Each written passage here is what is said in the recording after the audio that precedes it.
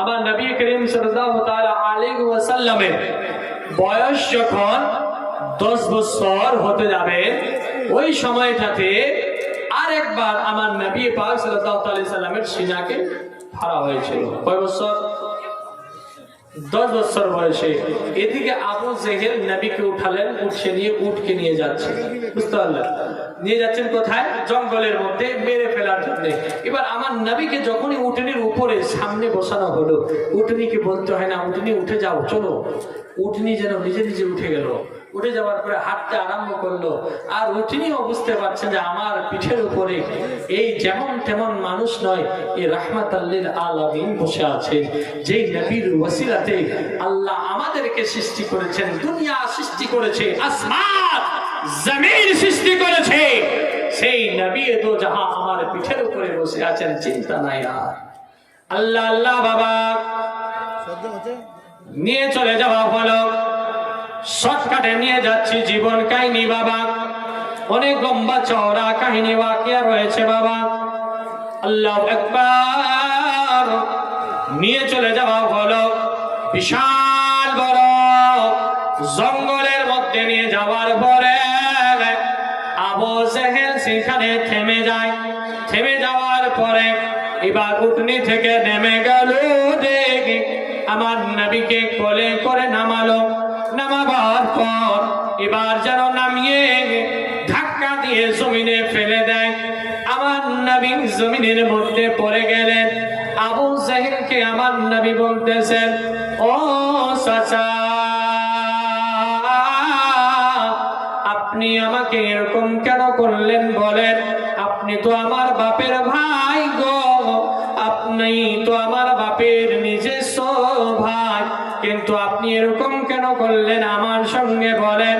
আমি আমার বাবা আব্দুল্লাহকে দেখতে পাইনি গো চাচা, আপনাদেরকে বাবা মনে করেছি না, কিন্তু আপনি আমার সঙ্গে এরকম কেন হাল করলেন বলেন? বলে, ওই মুহাম্মদ, বেশি বেশি কথা বলবি না, আমি তোকে কখনো ভালোবাসিনি আর বাসবো না,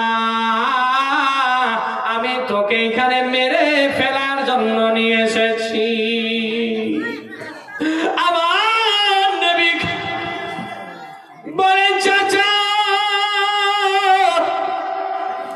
বাবাকে আমি চোখে দেখিনি, মা 6 বছর বয়সে আমাকে ছেড়ে চলে গেল, আর এখন চাচা ভিতরটা আমার ফেটে চুর চুর হয়ে আছে, আর আপনি আমাকে আদর করার জায়গা আচ্ছার মেরে জমিনের মধ্যে ফেলে দিলেন কেন? চাচা,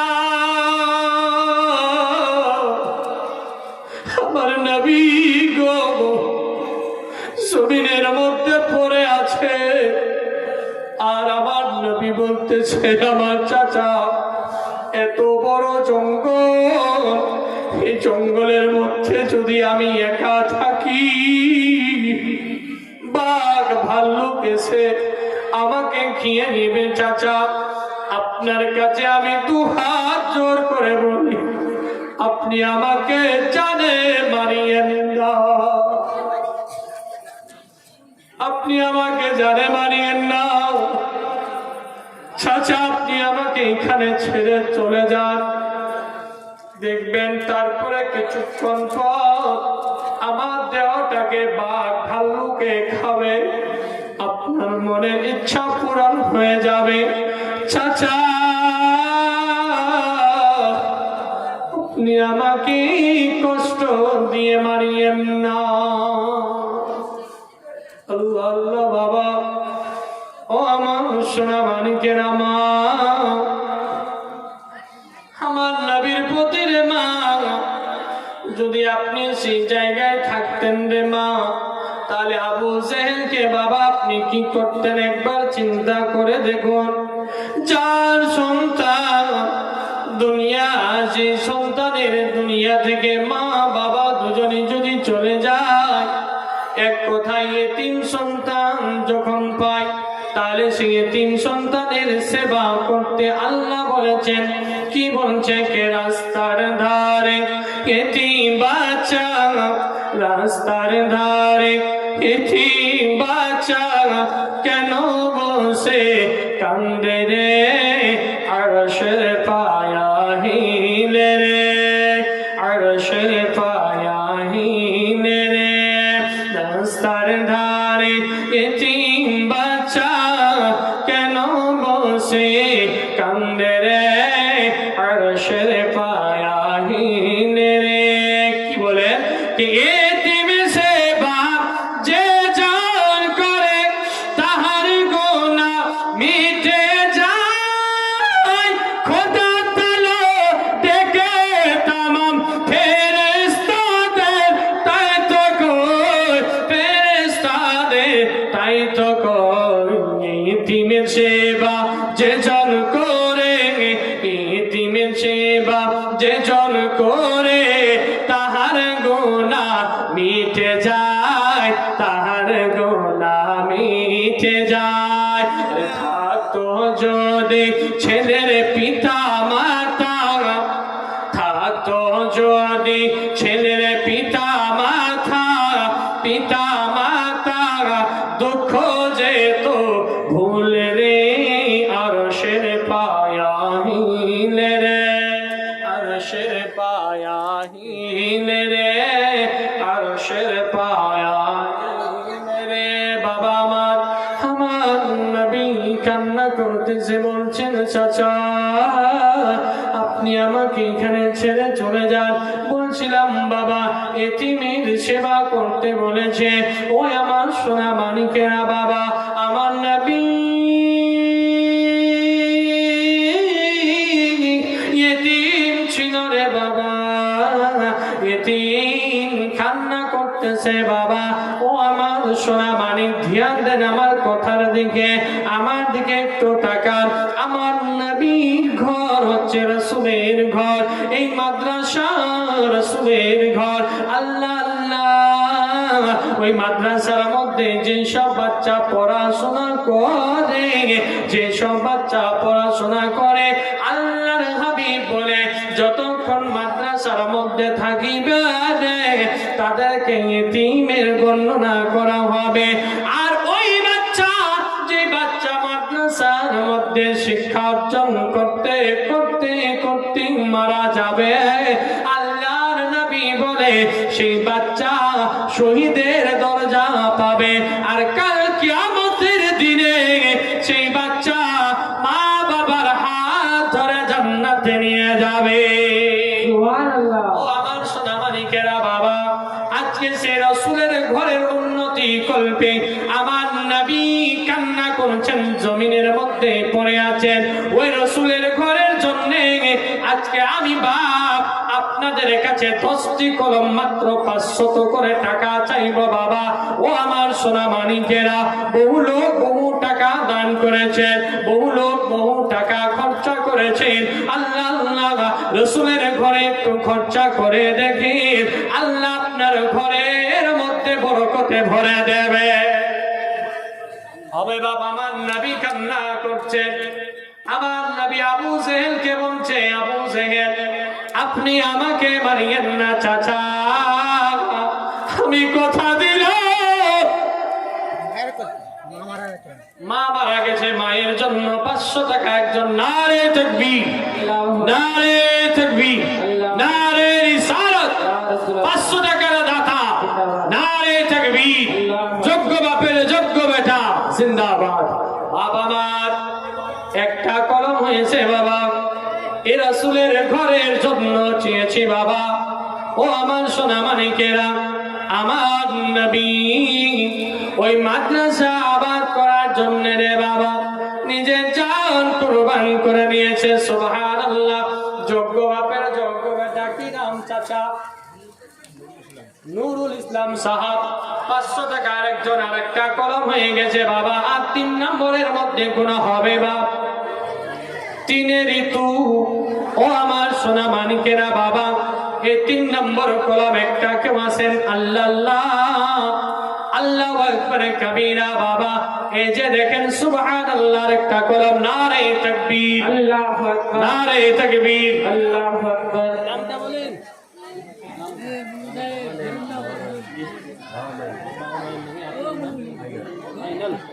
আইনাল সাহাব নিজের বাবা মায়ের মোহাব্বতে 500 টাকা দান করেছেন।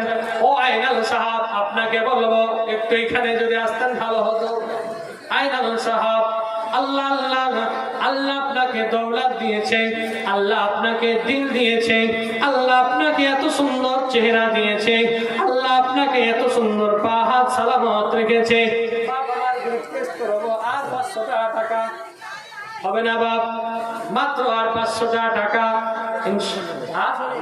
ফোন পে নারে তাকবীর, নারে রিসালাত, 500 টাকার দাতা জিন্দাবাদ জিন্দাবাদ সুবহানাল্লাহ। তাহলে 5টা কলম হলো। আর বাপ আমার 6 নম্বর হবে না বাবা, 86টা 6খানি হাদিসের মোহাব্বতে মা আমার বসে যান। গজলটা কি বলছে রে মা, দেখেন। এই মা শুনেন, কত মোহাব্বত করনে वाला নবীকে ভাগে যাচ্ছে, একটু পানি দেখে রে। ওই মা বসবি রে, গরম লাগছে না মা, গরম করছে, কত ভাগছে কেন, বসো বসো। মা বাবার নামে সুবহানাল্লাহ 1500 টাকা। কি নাম? নবীল আলম সুবহানাল্লাহ। 500 টাকা বাকি রাখছেন না, 2000 পুরা করে দেন। একটা কলম 2000 এর হয়েছে।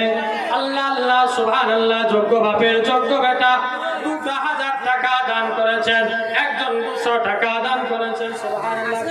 ওয়া আলাইকুম আসসালাম। আসো যতই তুফান আমরা কব ডরি না, আমার দিলেতে কাবা নয়নেতে মদিনা। স্ত্রী মারা গেছে, মুস্কান আর নাসরিন মিলে 500 করে 1000। সুবহানাল্লাহ। আরেকজন মায়ের জন্য 550 টাকা। মাশাআল্লাহ, মায়ের মোহাব্বতে 50 টাকা দান করেছে একটা ছোট্ট বাচ্চা। সুবহানাল্লাহ। শফিকুল ইসলাম বাবা মায়ের নামে 500 টাকা দান করেছে। আল্লাহ দান কবুল করুক, আমিন সুম্মা আমিন। ওই আমার ছোট্ট ভাইটা আমার 50 টাকা দান করেছে। আল্লাহ আল্লাহ মায়ের প্রতি মোহাব্বত রেখে এই মেহফিলের মধ্যে সুবহানাল্লাহ 700 টাকা দিয়েছে। 86 টাকা কেন বাকি রাখলেন? এই 786 টাকা। মাশাআল্লাহ। হ্যাঁ, চলে যাচ্ছেন 100 টাকা। মাশাআল্লাহ, আলহামদুলিল্লাহ। আরেকজন 500 টাকা। মিঠু বাবা মায়ের নামে সুবহানাল্লাহ 500 টাকা দান করেছেন। আরে মারা আমার বসেন না রে, হে তোমরা খালি ভাগো, আমি ভাগবো না জি, আমিও ভাগবো। বসে কেন অত ঘাবড়াচ্ছেন? বসেন তো মা, বসে। বৃষ্টি পড়ছে নাকি খুব? 100 করে 200, 2 জন। মাশাআল্লাহ, আলহামদুলিল্লাহ। মা আমার 10টা চেয়েছিলাম, আল্লাহ আল্লাহ, কিন্তু 11টা কলম হয়েছে। আর একটা কলম যদি হয়, আমার নবী যে 12 রবিউল আউয়াল মাসের 12 তারিখে সুবহানাল্লাহ চলে এসেছেন। মাশাআল্লাহ। কি নাম চাচা? সেলিম। সেলিম সাহেব 500 টাকা। নাম বলেনি। আরেকজন বেনামি 500 টাকা। মাশাআল্লাহ, আলহামদুলিল্লাহ, সুবহানাল্লাহ। আরেকজন 500 টাকা। সুবহানাল্লাহ। 13টা কলম, 14টা কলম। আরেকজন বোন আমার 500 টাকা। আল্লাহ দান কবুল করুক, আমিন সুম্মা আমিন। আল্লাহ আল্লাহ বাবা সুবহানাল্লাহ। আরেকজন 500 টাকা। আল্লাহ দান কবুল করুক, আমিন সুম্মা আমিন। 14টা কলম হয়েছে, কিন্তু 15 নম্বর আল্লাহ সুবহানাল্লাহ কইতে কইতে চলে আসছে। একটু দেরি করেন, সঙ্গে সঙ্গে চলে আসছে। বুধবার 500 টাকা। একজন 1000 টাকা। সাদ্দাম বাবা মায়ের নামে 1000 টাকা। সাদ্দাম বাবা মায়ের নামে 1000 টাকা। মাশাআল্লাহ, আলহামদুলিল্লাহ। মোহাম্মদ সাহেব মাদ্রাসার মধ্যে একটা সিমেন্টের বস্তা দান করেছেন। আল্লাহ দান কবুল করুক। কি নাম তার ভাই? রফিকুল ইসলাম। রফিকুল ইসলাম আমার মিতা। মাশাআল্লাহ। আর 500 টাকা হবে না? হ্যাঁ, মাশাআল্লাহ। নারে তাকবীর, নারে রিসালাত। 500 টাকার দাতা। নারে তাকবীর, নারে রিসালাত। মাশাআল্লাহ। 500 করে 1000 টাকা আমার মিতা রফিকুল ইসলাম দান করেছেন। আল্লাহ আল্লাহ। একজন বাপ আমার 2000 দান করেছেন, আর একজন 1000 দান করেছেন। কিন্তু বাবা আমার 1500 টাকা একটা বাপের কাছে দেখতে চাই, 1500 টাকা। কেন না? আমার নবীর যখন যুদ্ধ হয় সর্বপ্রথমে বয়স ছিল আমার নবীর যখন 15।